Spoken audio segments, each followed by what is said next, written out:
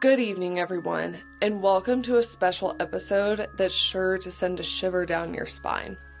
As the moon climbs high and shadows flicker, we've gathered tales from the dim corridors of hospitals that are bound to stir the supernatural enthusiast in you. I'm Audrey, your guide on this chilling journey. Tonight, we're excited to share stories from individuals who have witnessed the unexplainable, the mysterious, the paranormal. We have three incredible nurses with us, each telling a story that tiptoes along the eerie edges of reality. My spooky story comes from my time working in the ICU. In this particular unit, there were two rooms that were bigger because they used to be double rooms. However, for the last 20, 30 plus years, they've been primarily used for ECMO. Just because you need the extra space for all the equipment. A lot of these patients have seen poorer outcomes, and these rooms have seen a lot of death. And while the whole unit and hospital are on the older side and things randomly malfunction, these two rooms, it's the most. Regularly has the call bell started ringing for the room, or the TV randomly turns on, or the motion activated paper towel and hand sanitizers get triggered, and when we know no one is in the room. It's the worst when I actually have to go into the room and check it out, turn the TV off or turn the call bell off, because I'm kind of looking over my shoulder, making sure, am I really alone or...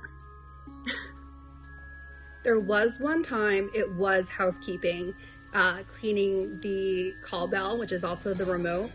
But every other time the room was completely empty. Definitely sends a shiver down my spine. My spooky story is I'm a pediatric nurse, and kids are super perceptive of all kinds of things. It was my new grad job, and I worked on one of the old parts of the hospital. I worked night shift. It was like around 6 o'clock every morning. I had multiple children who told me, who was that man who just came in? Who was that doctor? They asked so many times. They all described him the same. He had a white coat. He was an older, taller man. He wore glasses, gray hair. I never knew who it was. And so finally I told one of the nurses, I have kids that keep saying this to me. And they're like, oh yeah, that's Dr. So-and-so. He used to work here, but he's passed away. We think that he still does rounds on his kiddos since then. So I'm like, okay. Never saw a picture of this man, but every child said the same thing. So kind of weird. I have a patient to tell you about. We had a woman in room 6. We all know room 6 has been haunted forever. We were all afraid to go into her room.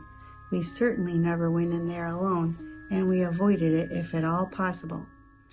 We could see her in the bed through the window, and her eyes would actually glow red. Even the doctors were scared to go into her room alone. One doctor ended up ordering an exorcism on her. Nothing seemed to help. I wasn't there the day she discharged, so I can't confirm who or what came to get her. First and only time I have ever seen anything like that.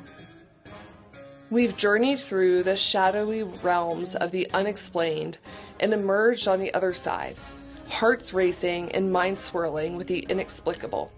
A huge thank you to our brave nurses who dare to revisit these chilling moments from their careers and share these spine-tingling tales with us tonight. As we part ways this eerie evening, remember, the world is full of mysteries, and sometimes they're closer than we think. Lurking in the quiet corridors, whispering through the hospital curtains, or watching over us beyond the veil of the everyday.